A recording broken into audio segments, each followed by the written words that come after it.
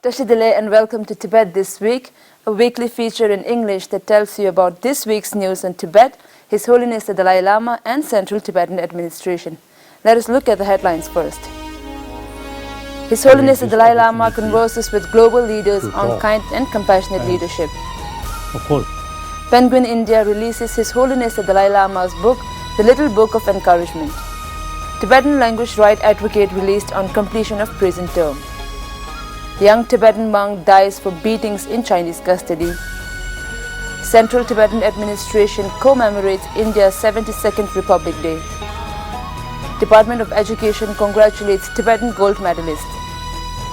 Representative Dr. Arya briefs Parliamentary Support Group for Tibet, President of Japan Institute of National Fundamental on Tibetan Policy and Support Act 2020. Rights of Tibetan refugees in Nepal raised at United Nations Universal Periodic Review. Representative Frasi speaks at Together for Uyghur, a Holocaust memorial event.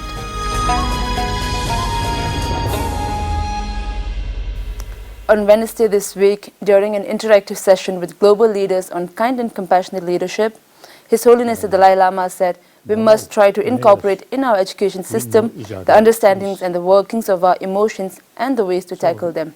Your organization, you say, can help to promote in education about our inner world, particularly about our emotion, then how to tackle these destructive emotion, and how to what is the practice to promote positive emotion, like that. So you, my friend, is now think more seriously in worldwide in education field. Now we should include more information about our emotion and how to tackle emotion. Now already discuss compassion, kind, and with that automatically honest come. That brings trust. Trust brings unity. Answering to one of the questions about helping people live together better, His Holiness acknowledged the need to address racism and rising hatred. He pointed out that when you look at things from a wider perspective, it's easier to focus on unity. But I'm more optimistic. Things are changing. But still, we need more effort constantly. The religious leaders meeting, intellectual, scholars, and scientists, and like mayors sort of organization. I think we still, you see, we make continuously, constant effort. The basic situation, I feel, much improved than past centuries.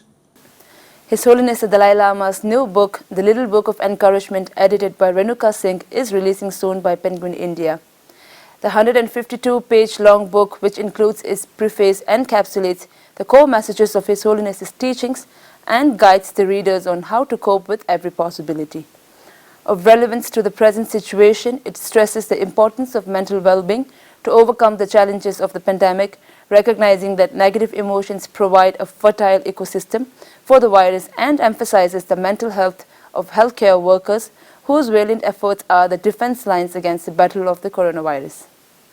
Tibetan language right advocate Tashi Wangchuk, who was arrested in the year 2015 and sentenced for 5 years by the Chinese government, has reportedly been released this Thursday, 28 January, after completing his sentence.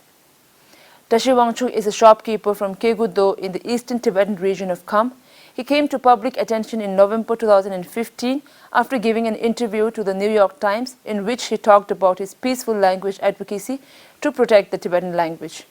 His lawyer Liang Shaojun tweeted on Thursday, "It is reported that today Tashi Wangchuk was picked up by officers from the Justice Bureau of Chengdu County, Qinghai Province, and is now back at his second sister's home in Yushu. The family says he is in good health.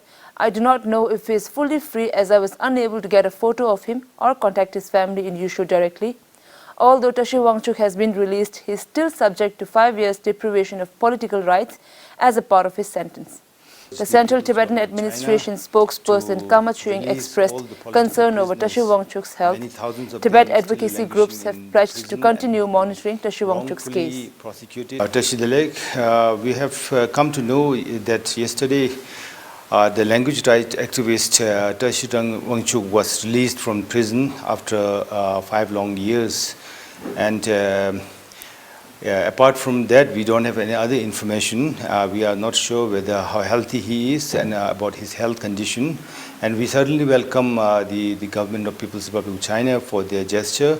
And we also urge the People's Republic of China to release all the political prisoners, many thousands of them still languishing in the prison and who have been wrongfully prosecuted in sham prosecution process and who have been wrongfully incarcerated. So we urge the People's Republic of China to release all the political prisoners unconditionally.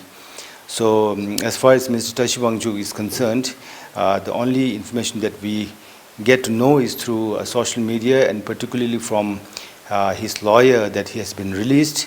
And like I said before, we do not have any information about his health condition and the conditions of his release.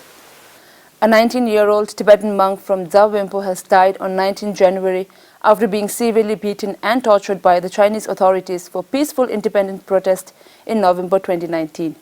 Tenzin Nima, also called Tamye, was initially detained along with 3 other monks, Kwinsel, Söta and Sultrim, 2 days after hundreds of handwritten leaflets calling for Tibet's independence were found scattered outside a local government office on 7 November 2019.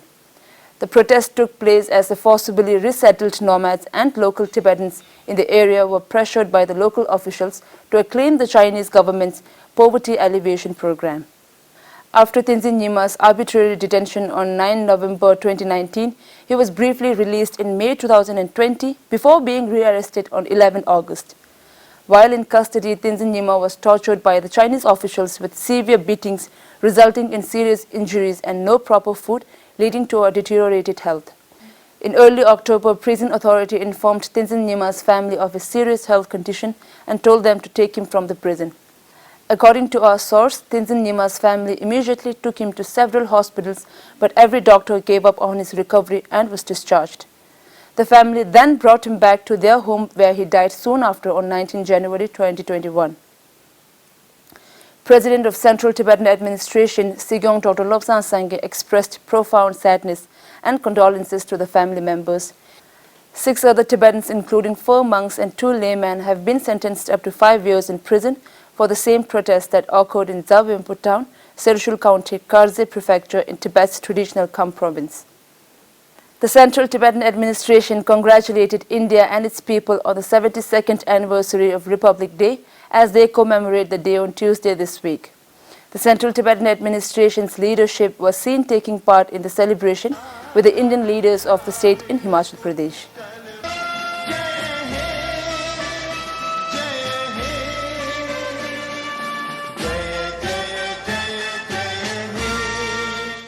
Tibetan people inside Tibet and outside would like to congratulate and extend our warmest greetings to the government and people of India on the 72nd Republic Day of India. The Department of Education, CTA, extended its heartiest congratulations to Tenzin Chinzom, Bachelor's in Business Administration, and Sonam Chugi, Bachelor's in Commerce, for being awarded the gold medal for the highest academic rank in the 4th convocation of Dayanand Sagar University, Bengaluru, held in presence of Dr. Ashwath Narayan, CN Deputy Chief Minister of Karnataka, on 22nd January. The representative of His Holiness the Dalai Lama in Japan, Dr. Arya Tsewang Gyalpo, accompanied by Secretary Lobsang Chöda, met with Mr. Nagao Takashi, member of the House of Representatives and General Secretary of the All-Party Japanese Parliamentary Support Group for Tibet, at the Parliament building on Friday last week. Mr. Nagao Takashi, the Secretary General of the All-Party Japanese Parliamentary Support Group for Tibet, expressed deep appreciation for the US government's adoption of the Tibetan Policy and Support Act. Mr. Nagao further added that he will brief the chairman of the All-Party Japanese Parliamentary Support Group for Tibet, Mr. Shimomura Hakubun, on Tibetan Policy and Support Act 2020. The Japanese translation of the news announcement carrying the gist of the Tibetan Policy and Support Act was presented to the Japanese legislator. Representative Dr. Arya Tsawang-Gyalpo also met with Ms. Sakurai Yoshiko, President of Japan Institute of National Fundamental, an influential think tank in Japan, in Tokyo on 27th January. During the meeting, Ms. Sakurai Yoshiko reaffirmed her support for the Tibetan cause. Ms. Sakurai Yoshiko has written books on the Tibetan issues such as Flight for Tibet's Freedom, Dialogue with the 14th Dalai Lama, and Sigyong Dr. Lobsang Sangye. In the 37th session of Universal Periodic Review of the United Nations Human Rights Council that began on 18th January, the UN member states on Thursday reviewed the human rights situation in Nepal, making it Nepal's third review. During the virtual session, the status of Tibetan refugees in Nepal was raised among other human rights issues in Nepal. The delegation from the United States raised and urged the government of Nepal to register and verify all Tibetans, followed by the issuance of identity documents with the formal right to work and access to services. The delegate further urged Nepalese government to ensure safe passage of Tibetan new arrivals through its territory and implement any legal agreements with China consistent with the principle of non-refoulement.